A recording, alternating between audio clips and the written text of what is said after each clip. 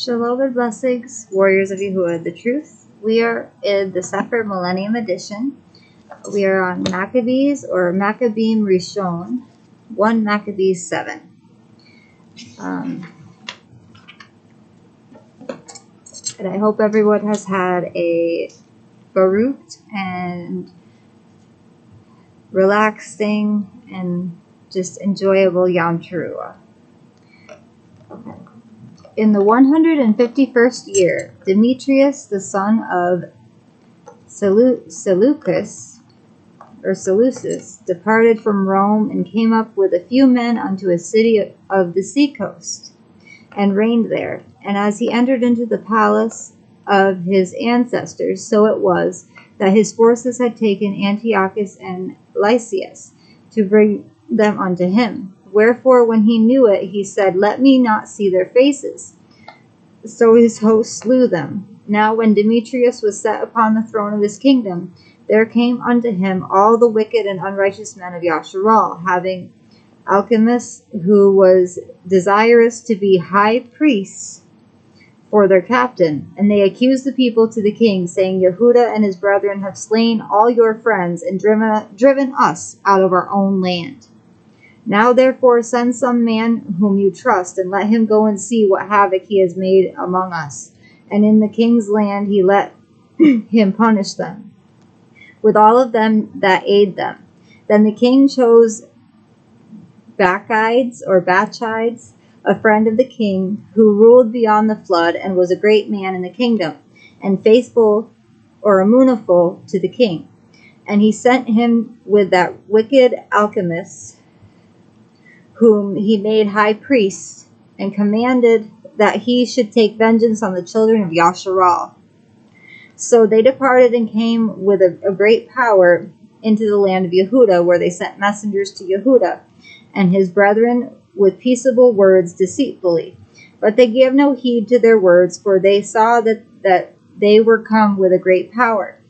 Then did there assemble unto alchemists and Bachides a company of scribes to require justice. Now the Hasideans were the first among the children of Yahuah that sought peace of them. For said they, one that is a priest of the seed of Aharon is come with his army, and he will do us no wrong. So he spoke unto them peaceably, and swore unto them, saying, We will procure the harm neither of you nor your friends. Whereupon they believed him. Howbeit he took of them 70 men, and slew them in one day, according to the words which he wrote. The flesh of your Kodashim have they cast out, and their blood have they shed round about Jerusalem. And there was none to bury them. Wherefore the fear and dread of them fell upon all the people, who said, There is neither truth nor righteousness in them, for they have broken the covenant and oath that they made. After this removed Bachides from Jerusalem, and pitched his tents in Bezeth, where he sent and took many of the men that had forsaken him, and certain of the people, and when he had slain them, he cast them into the great pit. Then committed he the country to alchemists, and left with him a power to aid him. So Bachides went to the king. Hold on, guys. Okay. So Bachides went to the king, but alchemists contended for the high priesthood, and unto him resorted all such as troubled the people, who after they had gotten the land of Yehud into their power, did much hurt in Yahuah. Now when Yehudah saw all the mischief that Alchemist and his company had done among Yahuah, even above the heathen, even worse than what the heathens were doing, he went out into all the coast of Yehudah round about, and took vengeance on them that had revolted from him, so that they dared no longer to go forth into the country. On the other side, when Alchemists saw that Yehudah and his company had gotten the upper hand, and knew that he was not able to abide their force, he went again to the king, and said all the worst of them that he could. Then the king sent Nicanor, one of the honorable princes, a man that bore deadly hate unto Yasharal, with commandment to destroy the people. So Nicanor came to Jerusalem with a great force, and sent unto Yehudah and his brethren deceitfully with friendly words, saying, Let there be no battle between me and you. I will come with a few men, that I may see you in peace, or Shalom. He came therefore to Yehudah, and they saluted one another in peace.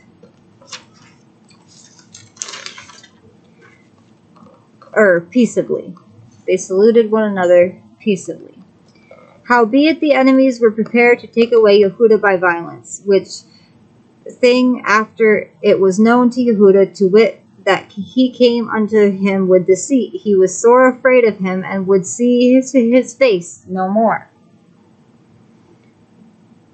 Nicanor also, when he saw that his counsel was discovered, went out to fight against Yehudah beside Kafar Salama, where there were slain of Nicanor's side about 5,000 men, and the rest fled into the city of Daud. After this went Nicanor up to Mount Sion, and there came out of the sanctuary certain of the priests and certain of the elders of the people to salute him peaceably, and to show him the ascending smoke sacrifice that was offered for the king. But he mocked them and laughed at them, and abused them shamefully, and spoke proudly, and swore in his wrath, saying, Unless Yehudah and his host be now delivered into my hands, if ever I come again in safety, I will burn up this house. And with that he went out in a great rage. Then the priests entered in, and stood before the altar in the temple, weeping and saying, You, O Yahuah, did choose this house to be called by your name, and to be a house of prayer and petition for your people. Be avenged of this man and his host, and let them fall by the sword. Remember their blasphemies, and suffer them not to continue any longer. So Nicanor went out of Jerusalem, and pitched his tents in Bet Coron, where a host out of Aram met him. But Yehudah pitched in Hadashah with 3,000 men, and there he prayed, saying, O Yahuah, when they that were sent from the king of Ashur blasphemed your angel, went out and smote 140 and 5,000 of them. Even so, destroy this host before us this day, that the rest may know that he has spoken blasphemously against your sanctuary, and judge him according to his wickedness. So the 13th day of the month, Adar, the host joined battle. But Nicanor's host was discomfited, and he himself was first slain in the battle. Now when Nicanor's host saw that he was slain, they cast away their weapons and fled. Then they pursued after them a day's journey, from Hadashah unto Gazam, sounding an alarm after them with their shofars. Whereupon they came forth out of all the towns of Yehudah round about, and closed them in, so that they, turning back upon them that pursued them, were all slain with the sword, and not one of them was left. Afterwards they took the spoils and the prey, and smote off Nicanor's head and his right hand, which he stretched out so proudly, and brought them away, and hanged them up toward Jerusalem. For this cause the people rejoiced greatly, and they kept that day a day of great gladness. Moreover, they ordained to keep yearly this day, being the 13th of Adar. Thus the land of Yehud was in rest a little while. Next time we'll be reading 1 Maccabees 8. I hope you guys enjoyed the lesson today. What seems to be a recurring theme is that all of the other peoples were jealous of Yehudah, because Yehudah had favor from Yahuah.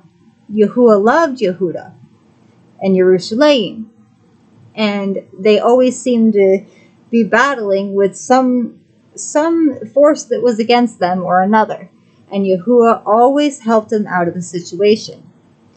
Just like with my situation, I went through years and years of trying to get the order between me and my husband fixed. And Yahuah reached his hand down into that courtroom, and he finished it in one day. After years of waiting, trying to get it fixed, calling all over and trying to get it fixed. And then finally, Yahuah led me through the valley of the shadow of patience. And my husband as well. My husband doesn't understand the spiritual as well as I do, but I'm slowly trying to teach him, and I'm praying and praying that Yahuah shows him and wipes the scales from his eyes. He prays to Yahuah, and he's a Nazarene. He just doesn't understand. He's like, I don't understand how it took years for us to get a court date, and years for us to be able to even get anybody to help us with the case. And then we finally got a court date, and in one day, it was thrown out and dropped. Hallelujah, Yahuah. And I didn't have any other way to get there. We didn't want to have to put premium gas in one car and regular gas in another car and have to drive all the way out there in 2 separate vehicles.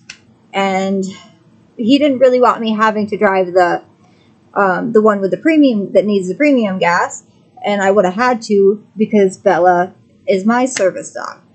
So, anyways, we rode in the same vehicle, and many, many miracles Yahuah did for us that day. I had taken a charge for my husband years ago, and the lady at the DMV, when I was trying to get a sticker showing my newer address, because for some reason my old address before my grandma passed away when I was pregnant for my youngest daughter, Kajbira, was still on my license. And I thought I needed at least a sticker for the court. So I was glad I went there. She said, "You haven't had a license? Your license has been suspended since 2018. I was like, "What?" And she said I had to pay a fine. And I guess my grandma only paid half of it, like, years ago. And I thought it was all paid off, but it wasn't. So I had to pay the rest, and praise Yahuah, I still had $10 left over. I didn't even think I was going to have enough to pay the fine, but it was in Yahuah's hands, and I never have that much money in my wallet, and I was able to pay the fine, praise Yahuah. And he covered our car in protection and safety on the way to court, because we saw sheriffs that were looking like they were turning around on the side of the road. We saw state troopers on the way there, and we were safe. Yahuah covered us with a hedge of protection so that we weren't seen, so that we weren't even bothered. And we got there safely. Hallelujah, Yahuah, praise Yahuah. And Roscoe acted very, very good in the court. And that is all thanks to Yahuah as well. All praise Yahuah, Toda Rabbah, my Abba Yahuah. I'm going to sing a short praise song. Let all who has breath praise Yahuah. Every breath we take says Yahuah. He engraved his signature in our faces. Yod Hey Hey, Yod Hey Hey is in our DNA. So whether you are awake or asleep in Mashiach, whether you know his name or not, your body praises Yahuah every day. All you have to do is remember the secrets hidden within you. Yahuah is the word.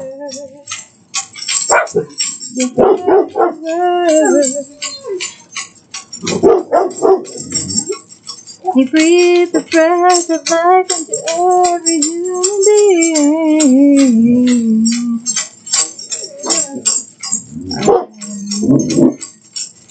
We have the truth within us, the commandments inscribed on our hearts. The word is in our minds. Let all who has breath praise Yahuah. Every breath we take says Yahuah. He engraved his signature in our faces. Yahuah is in our DNA. We have Abba Yahuah within our mind, body, and ruach. All you gotta do is let him wipe the scales from your eyes. He will show you it all. He is the Aleph and the Tav, and graft into the vine, and he will call you mine.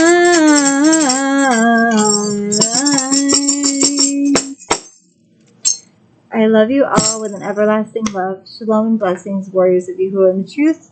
That was Yahuah's name within us.